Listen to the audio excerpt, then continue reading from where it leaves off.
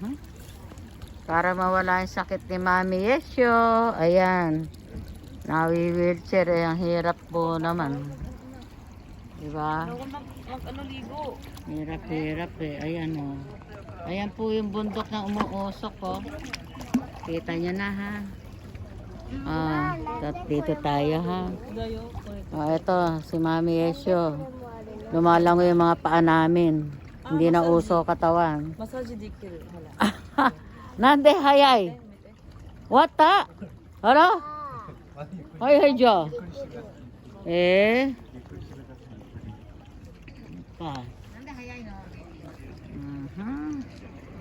Ayan, basta yan lang naman ang ano natin yung bundok mala. Dami. Kasi sabi maglalangoy yung paa, bakit hindi nilangoy? Ay, nako po. Ay, kumite o di ko sa. Sorry dakid ano? Ito ne. Gaganda no, ang ganda ng view dito no.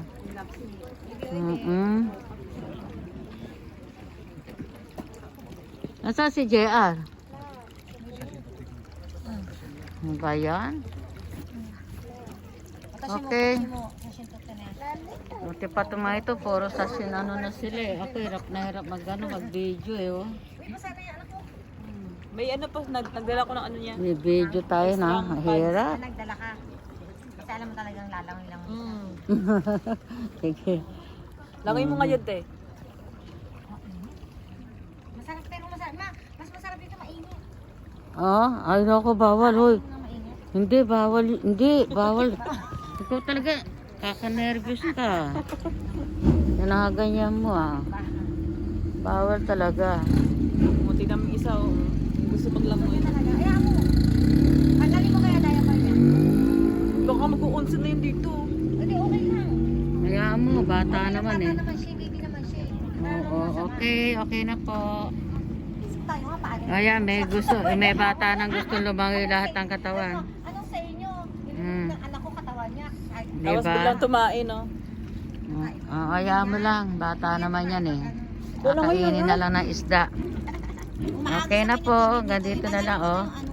Bye-bye. Bye-bye sabi ng pa ako. Bye-bye na daw. mas masarap dito ang mainit. Huwag bawal gumano dyan. Bakit? Anong tawag? Ang tigas ulo mo ayan na po. Yung anak kong tigas ang ulo.